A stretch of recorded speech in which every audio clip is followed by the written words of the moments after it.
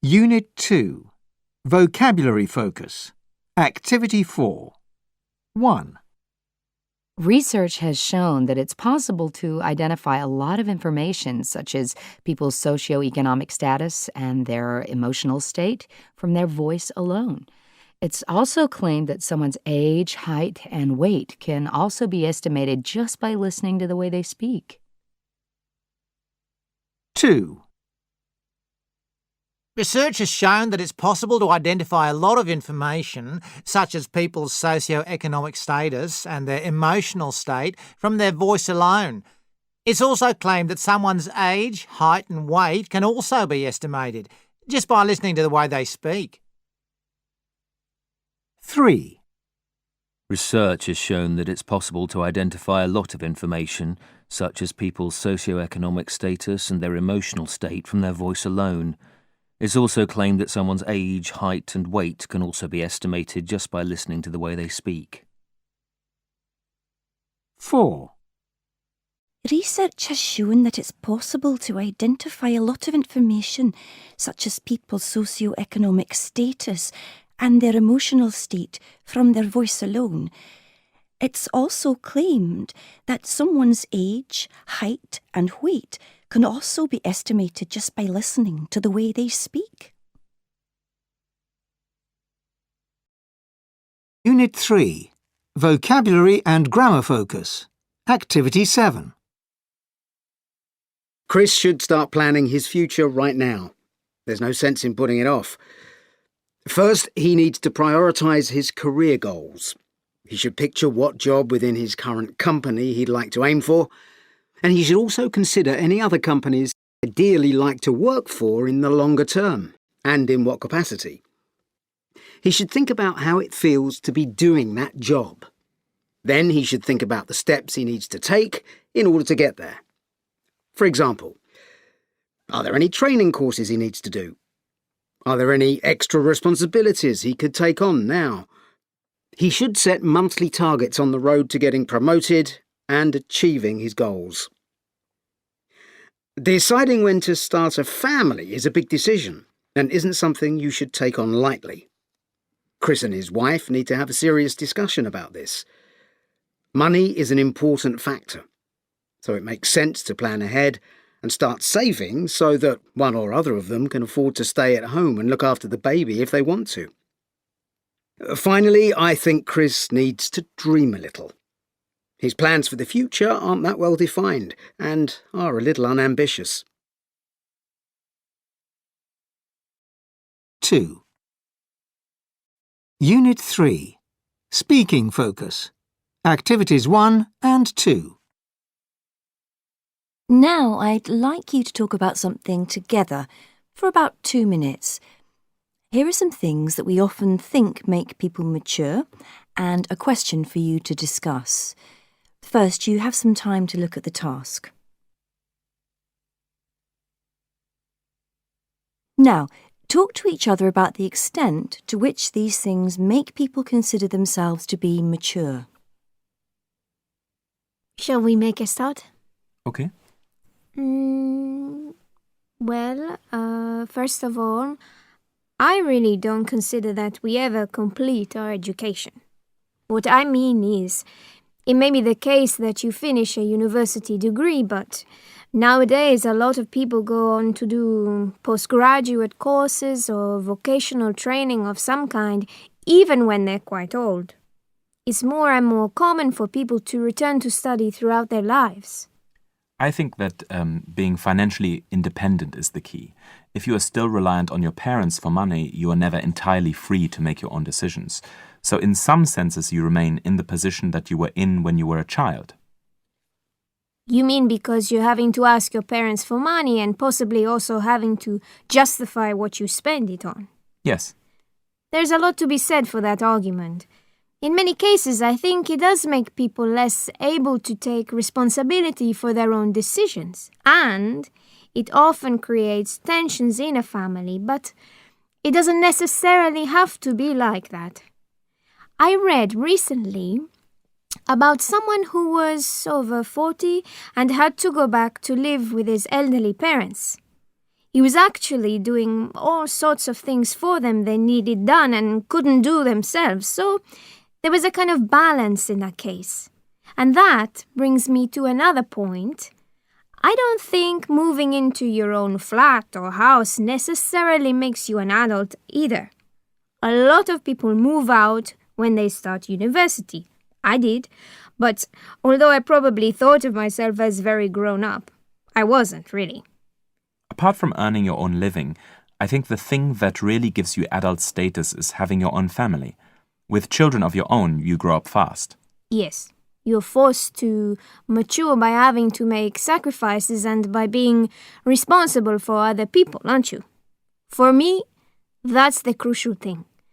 Taking responsibility or being treated as if you are capable of taking responsibility. That's why the real transition from childhood to adulthood is being treated as an adult. Do you see what I mean? Yes. So, having your opinion sought by other adults is a real marker of maturity, as I see it. It may be as a parent, as someone with professional skills and expertise, or simply as someone who has accumulated enough knowledge of the world to justify their opinions. Thank you. Now you have about a minute to decide which experience has the most effect on a person's maturity. Well, for me it's being a parent. I can't argue with the fact that people who are parents grow up fast. My older sister and brother-in-law certainly did. But I think having your opinions sought and respected is important too. So which one shall we choose? Being a parent, I suppose, because children often seek their parents' opinions. We'll settle for that. Focus. Activity 4. Thank you. Can I have the booklet, please? How important is it to continue to seek advice from older people throughout our lives? Very. I think older people have a lot to offer, particularly on family matters. Yes, indeed. All those years of experience of bringing up children are invaluable. But I think that there are a whole range of issues on which older people can offer advice and guidance. Such as? Well, I certainly wouldn't ask my grandmother how to delete an app from my phone, but I do go to her for all sorts of other practical advice. She's a wonderful cook, and she knows how to make things you don't find in recipe books, for example, but I also just consider her to be a wise person in general with insights that I perhaps don't have. Some people say we have stopped respecting older people. What do you think? I think we have a bit because the world has changed so quickly and they haven't always been able to keep up with the changes, in technology, for example. This means we sometimes even make fun of them, something that certainly wouldn't have happened when they themselves were young. No, it wouldn't. And it doesn't happen in traditional societies even today. The idea of older people as a source of wisdom is still very strong in those contexts. Thank you. That is the end of the test. Listening focus. Unit 3. Listening focus. Activity 2.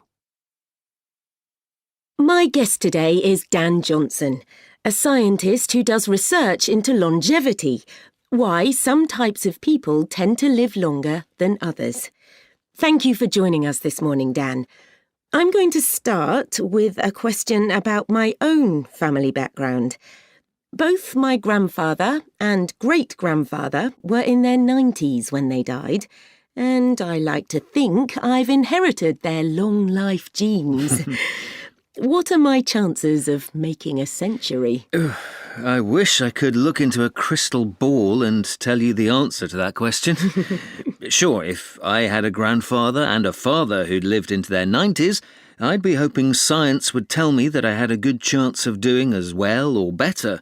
But in fact, that's just wishful thinking. Oh. Sometimes I think that the appeal of the genetic explanation lies in our desire to see matters taken out of our hands. I'd go even further and say that many people use it as an excuse not to make basic lifestyle changes, preferring to rely on the belief that because they have family members who've lived into their 80s and 90s, they will too, regardless of whatever harmful habits they might have, such as smoking or not getting enough exercise. They live in the false hope that their genes will protect them. I hate to say it, but having family members who've lived long lives doesn't mean that you will too. OK. But my great-grandfather is unusual, don't you think? Or am I wrong about that too? Sorry, but yes, you are. I always tell people to take a good look at photographs from the late 19th and early 20th centuries. There are plenty of elderly people in them, so it really wasn't so very unusual to live a long life. I think I know where the confusion comes from, because if we look at the average age at death, it's much lower than it is today. But that's because without antibiotics, everyone was more vulnerable to diseases, particularly babies and children. But if you did happen to make it into adulthood, you had almost as good a chance of living a long life as we do today. And life was a lot less stressful then, so that would have helped too. Do you think so? Well, granted, a miserable job you dislike causes the wrong kind of stress. Even those of us who have jobs we enjoy, comfortable homes and families who care about us, experience stress. But much of that stress we experience comes from our own minds. As I see it, to a large extent, it's under our control. In the past, external factors were far more important. Think about all the wars, famines and epidemics, and the back-breaking work people had to do. An ordinary soldier in the First World War, or a young woman working as a maid in one of those big houses, would have suffered far greater levels of stress than most of us do. Given the choice between the stresses of the past and contemporary stresses, I can tell you that I'd take the boring office job any day. OK, but there's a common belief that stress is a factor and that laid-back people live longer. Is that true? I wouldn't even go so far as to say that. What if you like your job, even if it is tough, and enjoy the challenges it presents? That's more likely to lead to a longer life than sitting around doing nothing and getting incredibly bored. But don't get me wrong, I'm not talking about being a success rather than being a loser. People who work hard tend to live longer, but it's not because they're hugely successful and making a lot of money. What we found is that there's a relationship between being hardworking and conscientious and being cautious and sensible about health. If you're responsible and reliable in your professional life, you'll have the same attitude to your health. For example, you'll probably avoid eating a lot of junk food and opt for healthier choices. But you won't veer to the other extreme of starving yourself either. And that's another important part of the record that needs to be set straight. Just because animals on a very low-calorie diet live longer, it doesn't necessarily mean that we do. Starvation dieting is disastrous for your health. I seem to be getting all the factors wrong. But surely being happily married does lead to a longer life, doesn't it? It depends. Our research shows that for men, being married is closely related to being happy and healthy, and if a man is happy with the relationship and healthy, his partner tends to be as well. I know I was more than a little disconcerted to discover that when the boot is on the other foot, that is, if a woman is happily married and her partner is not so happy, then it won't have such a positive impact on the length of her life. This strikes me as rather unfair. It doesn't matter how close they are in age, a woman always worries about her partner and feels responsible for him. The results of our study are really making me reassess my own relationships and behaviour. What about widows? I've read they often live longer than women whose partners are still alive. Yes, that's true. But the big question is why this should be the case. Let me tell you what I think could be an explanation. Women are fortunate in that they're often better at establishing and maintaining strong friendship networks than men are.